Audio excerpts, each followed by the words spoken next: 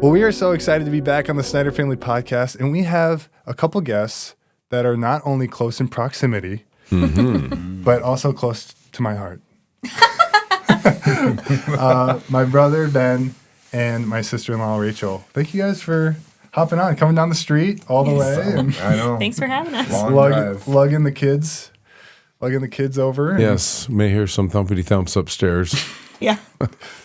Part of the process, but excited to have you on for the first time of many, of course. Thanks for having us. And I think why don't we start off with how you guys met? Tell us, I think this should be called patient dating. Tell us, Rachel. Feels appropriate. Yeah. So we met in college for the first time that we remember. There might have been some. Their family grew up 2 miles away from Grandma and Grandpa on the farm in Malacca. So we might have had some crossover in VBS, but we're not sure. But yes. We met for the first time, consciously in college, and so that was where we hit it off. Yes, I feel like we could give your grandma. She kind of set us up. Like you knew to look for me. Yeah, Grandma, when I went to college back in 2010, said that you should look for this Malacca girl and see if you could get a ride with her up to see us and visit us. And so I knew there was a girl from Malacca in my dorm, and so I found her. Yeah, so we ended up in the same dorm, and then some of my friends ended up coming into college dating one of his friends, and so we just naturally ended up being around each other and started dating pretty quick into freshman year. Yeah, Nice. Didn't take long. A couple weeks in. Yeah. And then around Christmas break, we broke up. Right after Christmas break. Christmas break, yep, because I went down to Iowa with you. Yep. You went down with us, and then I went down after like a spring break, and I made some not great decisions, and then came back and tried to play it off like I didn't make bad decisions, and so then we broke up, and we were apart for 3.5 years after that. Well, we kind of went back and forth. It'd be like, we were always around each other. Like we were stuck being around each other because you don't get very far. Our roommate, small campus, but then also our roommates were dating each other. So we always wanted to be in the same building because they wanted to be by each other. So whether we were dating or not, we were kind of in each other's face. Sure. And so we always knew what was going on in each other's lives, whether we wanted to or not. Okay. So. Well, I don't think we said that. We went to Bethel University. Yeah. So that was where we connected. Well, just a couple weeks ago, I was in church at the Alliance Church, and the girl in front of me turns around, we introduced, and she goes, "Oh, I was Rachel's swim coach." Yeah. And she came home, and we cried, and we prayed again over the next couple of years. So how long were you apart then? So I think, around like 3 years. There were different points in school where we would like talk about getting back together, and then Ben would turn around and date someone. And I would probably come home, and I think I would nanny for my swim coach, and so I would talk with her what was going on and stuff, and then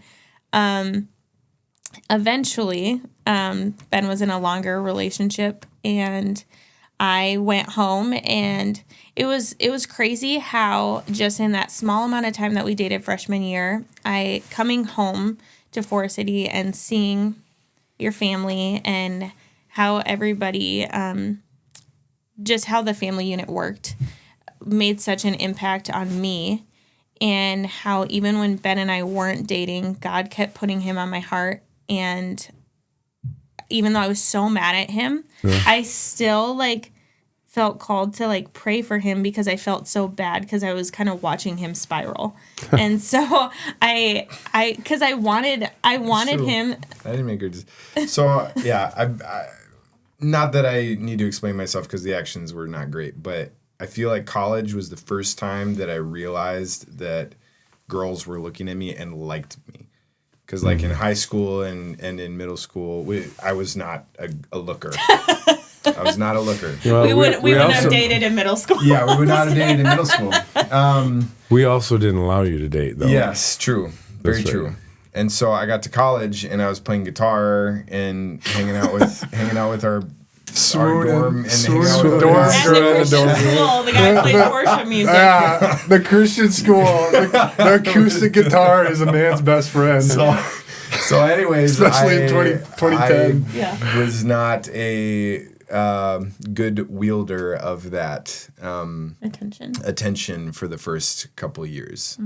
So Yes. And eventually, you came around after this period, and you said that you kind of held on. Yeah. Ben, what was it like when you finally realized this was? I kind of remember you called me up to Bethel, or was that the freshman year you called me? Anyway, how did you get back together? Well, so years later, I got out of that serious relationship, and I feel like after that, I just kind of knew. I felt like I had to formulate who I was on the inside, and I had to have a confidence in who that was, who I was in Christ, who I was as a person, and who I wanted to be as a husband and eventually father. But so, and I'm not perfect, but like I just felt like I had a more solidified picture of that, and so then I didn't actually get us back together. I initiated. Rachel initiated. I saw on Facebook that Ben was single. And Nice. and Yep. I put an olive branch out. Yeah, so she did. She asked if there was a spot for her sister in the dining room, because I had worked in the dining room and I had been a student manager, and so I was good friends with the guy who was kind of in charge of all that. And so she just asked if I could put in a good word for her sister. I said absolutely, and then He had a follow-up text. I had a follow-up text saying like, "Hey, would you ever want to get coffee?" So we met at Caribou in Anoka, right on the corner there of the Foursquare. And then I had no plans to get back together. I literally was just going to apologize for being a jackwagon. And then I saw her walking in, and I'm like, this is my one shot. So I don't know. I just it's kind of spilled out. I said I had no plans to say we should get back together. Yeah. And I'm glad I had the fortitude to say like, hey, I'm not ready yet. Because I said I'm not ready to date yet. I just got out of a serious relationship, but I know I want to date you. And so like we kind of talked about what that meant, Yeah. but I just said I needed some time for my heart to heal, which I think was really good. And so a couple weeks later, then we... It took him a couple weeks. It took a whole couple weeks for your heart to Literally, heal. I was like, yeah, take your time. And he's like, okay, I'm good. Yeah. No, I showed up and he was like, are you dating anyone? And I said I wasn't. And he's like, I had a dream that you showed up and you were like engaged or something. And I was going to end up single with a bunch of cats, and I don't even like cats. Like, that's what he said. Yeah. Yeah. Oh, funny. Yeah, and so it was a couple weeks after that, and we were at that point, we had been through so much drama that we were like, if we're going to do this, we're going to do doing this. this. Yeah. So how long was it between you got back together and you decided to get married? I think like 9 months. I mean, we had already pretty much decided when we started dating that we were going to get married. It Yeah. just was a matter of like, how long do we give it? Yeah. And, Right. and how long do we plan ahead for a wedding? And Right. things like that. Because in those 3 years, it wasn't like I hadn't seen him in 3 years. He was right there. Like, Yeah. I was running Yeah. to the dorm, so I didn't have to walk through the door at the same time as him. Like, we were around each other. There wasn't a season of not being in proximity. So, And I remember there was one night, I think it was junior year, because we were living in the north Yeah. North Woods. yeah, north One of the north campus ones. area. And we were walking along the path, and I could kind of see that it was you. Yeah. Like you kind of knew it was me because you were walking faster. Yeah. And I was like, I intentionally slowed down, and then you got I stuck forgot at the my door. key card. So I was no. stuck, and I had to wait for him to let me in. So I let her into the door, and I think as you were going up the stairs, I apologized kind of in Yeah. awkward, like, Yeah. hey, I just want to let you know I'm sorry. Yeah. So that was like the first round of apology, and then Well, anyways. Yeah. So you displayed great patience in that season, which has been vital in this season. Which let's talk about differences. yeah, Let's talk well, embracing differences. 2 weeks, patience for 3 years, 2 weeks, I'm ready to go. But, yeah, and I think that's what I wanted to go on next. It's so exciting to date and to get ready for marriage, but then there's kind of a different excitement that happens in the home when you become married and live together, and the excitement creates some sparks because you're different. And you're trying to put two lives together into one home. So I wanted you to share a little bit about embracing each other's difference or differences. How does that go when you come and you're, two people, it doesn't matter who you are. I mean, we have some similarities, we have some differences, but it's usually the differences that are, they're the exciting spark. So tell us about how do you embrace your differences? How do you make that work? So I think a lot of what I would attribute to the idea of like rolling with the punches in marriage or like differences in personality and stuff like came from you and Mom, because like you were just very open with how you guys operated, and so I think that gave me like an idea of how when you are together there are differences, and that's not going to necessarily like not be the case. You're never going to get to the place where you never have differences, but you can get to a place where you handle those differences with grace to the point that you can be united in the way that you approach those differences. Yep. And so that for me was huge, because like we had a lot of talks on the front, and I was probably a little too blunt in some of my conversations at the beginning, but like I just knew what some of the big rocks for me were in terms of like who I'm looking for in a life partner. And so like we already talked about, the first round I was just a little more like hot-blooded and wasn't super great with the attention that I had started to receive. But like the second round I was much more like, okay, I'm ready to enter into a commitment that's more binding, and we don't run from our problems and our differences. We try to figure them out the best we can, and they're hard, but like so. And I mean, you see in scripture time after time, like where I mean there's conflict, and a gentle answer turns away wrath is one of the pieces of wisdom that you quote all the time. And I quoted from my dad, and he quote. It's kind of passing the baton. Yeah. How about you, Rach? I think a lot of how I would approach any like conflict and stuff that we have or have had is looking at the intention. When I was growing up, it was not a super,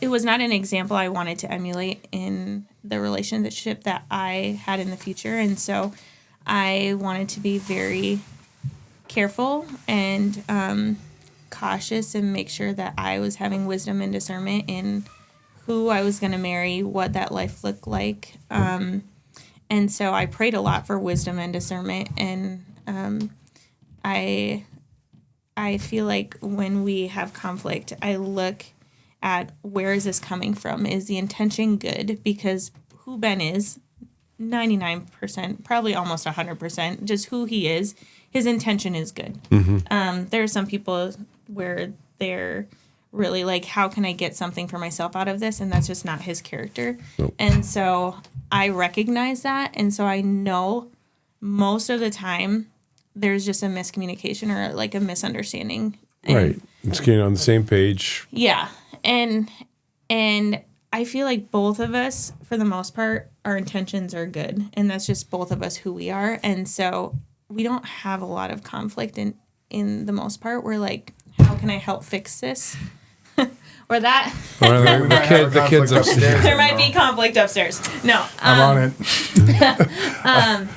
But I would say for the most part, knowing someone's character, and once you know their character, you know their intention. And so for us, it's easier for us to resolve conflict because we don't have a lot of it, because we're like, how can I help this other person have a win for their day? Because I love and care about them. And usually if there's a misunderstanding, it's because there's a break in the communication, and it's like, oh, I didn't think through that. Like, I didn't look at why you're doing that way. And so that helps us a lot. Sounds like you have to trust the other person has good intentions, Yeah. which you've stated. Yeah. But that trusting part and expecting the best of others. Yeah. My mom used to say that a lot, is that she said, don't expect the worst, but expect the best out of others. Yeah. And when you create a safe space, like, that's who you become. Like, we have talked with many couples and stuff, and have said, as you are preparing for marriage, you are now each other's like protector. Whether your family says something, whether someone else is speaking in your marriage, like, your first commitment is to protect that person. And once you create that unity of safety, then you've got each other's back, because it's like you against the world. And so it's to some extent, I mean, that might seem dramatic, but it really is. Like, once you create that place of safety, no matter what you've walked through, you trust them. And so, like, I trust Ben trusts me, and like, it not working out is not an option for us. And is there something that you do in your thinking? I mean, like, there's obviously times where a question comes to mind, or maybe a thought that isn't trusting comes to mind. How do you handle those thoughts, or are there no thoughts like that ever? I would say that, I mean, we've pretty much just straight up asked each other. yeah. Like, any time we've had like a question, we've asked each other. Or I would say that we like try to run it through prayer and remember the fact that like the history is there, and to break from that history doesn't make sense, or it does make sense. And so then that helps us sift what questions to ask. Because, like, I mean, for Rachel to go behind my back and do this, that's pretty out of character for any sphere, much less our relationship married. Like, So you financially, like, all those things, like, she's never gone behind my back, like, unless it's a surprise, like, party, you know what I mean? Like, and that's Sure. really, Rightfully so. Yes, and that's yes. that's really the only thing, like, that we've. So it's the that then leads to, like, okay, when I have those questions in my head, like, I remember that that's not the history that we have, like, and that would be a huge break of character, and like, so I know that there's probably something in my heart that's going on. And so then that helps And me he guys. probably tends to have more questions because he's a feeler. I'm like, that's not logical. It doesn't make sense. Yeah. He wouldn't do it. I'm And the emotional one. so I do feel like a lot of it was because he had gotten to a place in who he was where he's like, I know who I am. And I was like, I know who I am.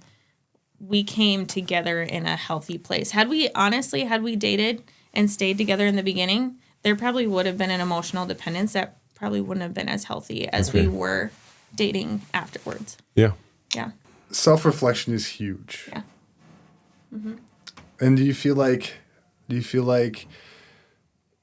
is that the first step to you guys, is to self-reflect, or do you first go to the other person? Is it like, I'm going to self-reflect, see if there's anything that I need to change, or is it like, I'm just going to bring this up and then maybe we could figure it out together if it's something on my end? Or We've done both. Yeah. I think it's probably healthier to have some self-reflection, because that helps you sift the questions a little bit more, and then you can ask it. But I would say that we've also had some times where, like, I just have some raw feelings and questions, and so I'll just ask those, because if I don't ask those, then I feel like I'm holding something inside and I'm just stewing on it. And so, like, I may know the answer, but I'll still ask the question. And I feel like that's I'm not to make it a spiritual thing, but like I feel like that's sometimes with the Lord, that's the way it is. Like he already knows the answer, but he still likes it when we ask the question because that helps us develop a relationship with him. Mm-hmm. You know what I mean? It's the genuine heart, like you talked about, just knowing each other's heart is really key.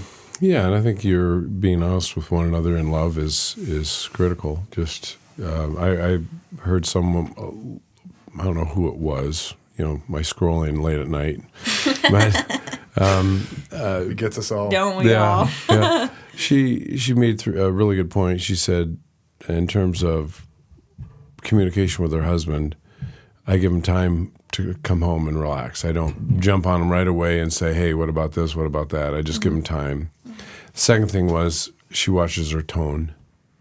Tone's really important in terms of, because what's going on inside of us sometimes comes out through the tone of our mouth. And if we can, and that's not really the way we want it to come out.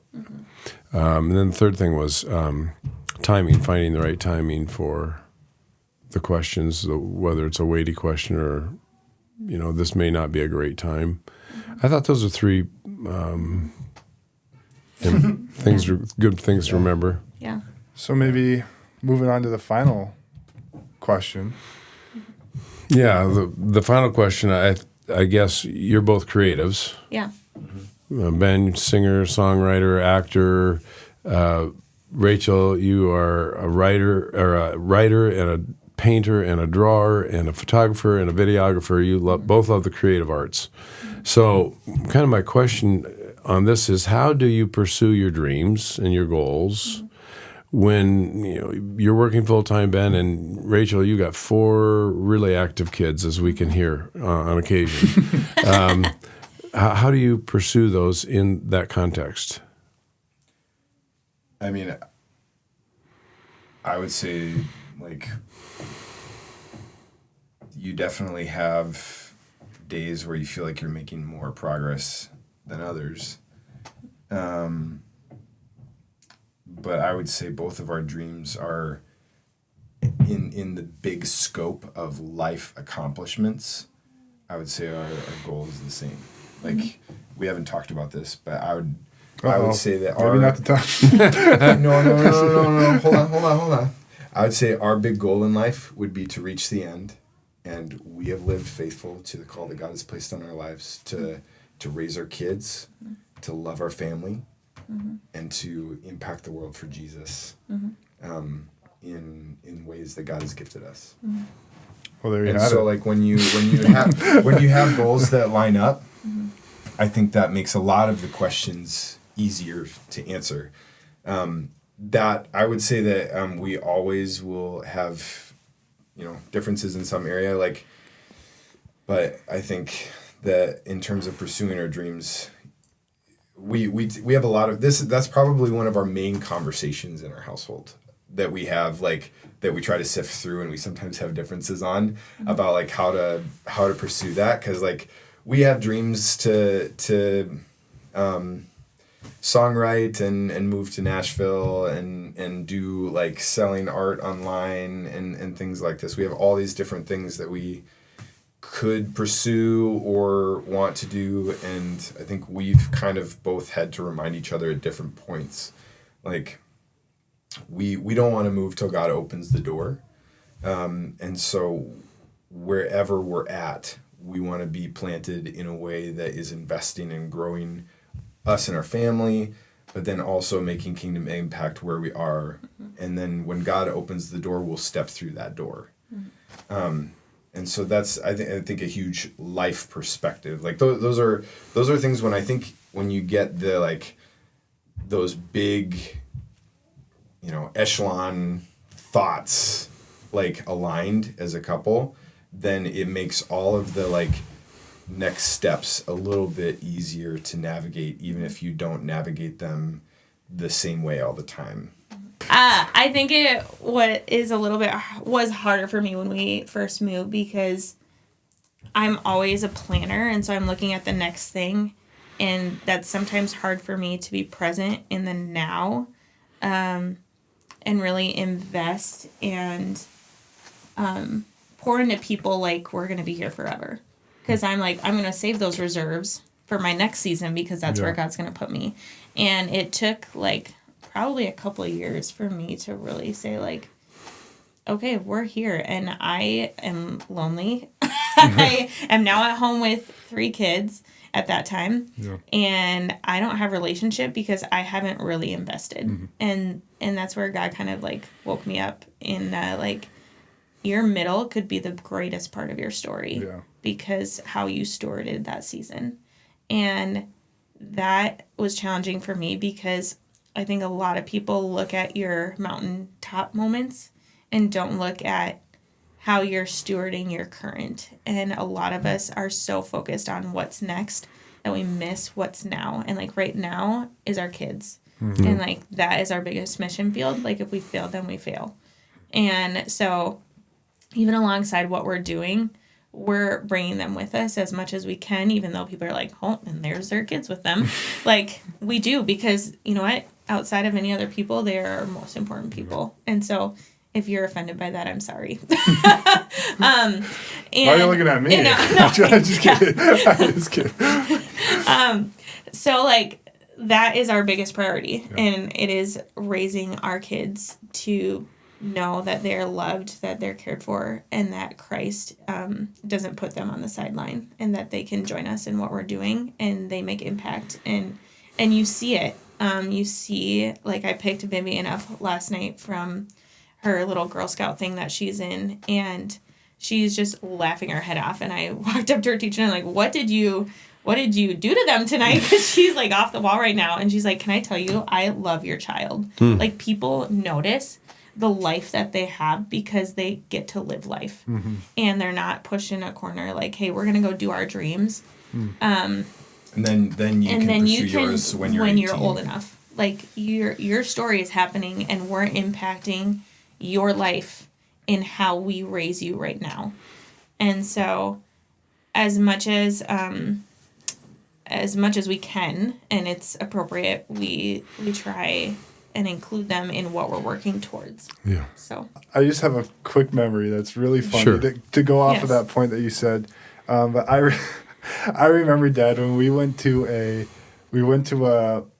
what was it? It was a conference for preachers. It was a preacher conference in Baltimore, Maryland, Virginia, somewhere over there. Do you remember that? Yep. And it was a conference for pastors, and they didn't have any kid programs, mm-hmm. And we were literally in the back corner of this conference room, like drawing paint. Like I don't know what we were doing, but do you remember that? I remember a couple conferences. The ones I remember were at Bethel for the more regional ones. Those were the early ones, and they had kid stuff. Yeah. But then this one didn't. So we're in the back of this conference room with all these preachers, and there's just these few kids just on the ground. So I think bring to kids your along. Point, mm-hmm. bringing them along as much as possible. And honestly, nobody. I mean, I'm sure we got a few weird stares, mm-hmm. but yeah, you were good kids. Yeah.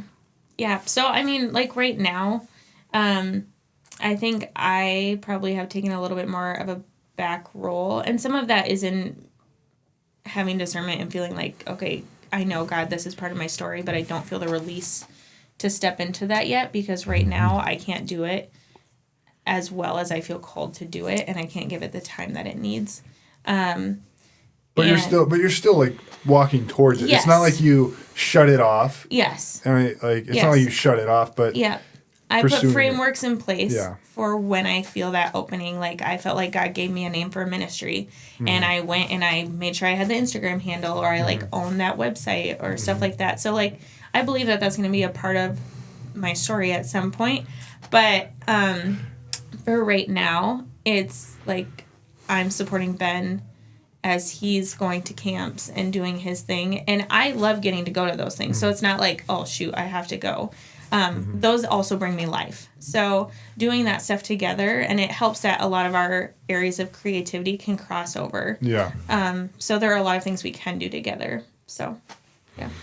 Well, that's great. I know that there's other parts of your story which we'll save for a second go around. A lot more. Yeah, a lot more. There's more we can talk about. Yeah.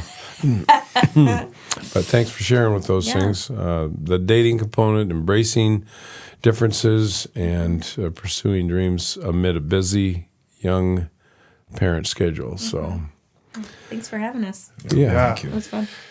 Well, that was another episode. Thank you guys for jumping on and listening, and we hope that this encouraged you and gave you some tips or some ideas of how you guys can takeaway. A takeaway. Yes, we pray that you got some takeaways, and so make sure to check out our website at SnyderFamilyPodcast.com or .org. Again, we got both. It was a 2 for deal, but check that out and stay tuned for more.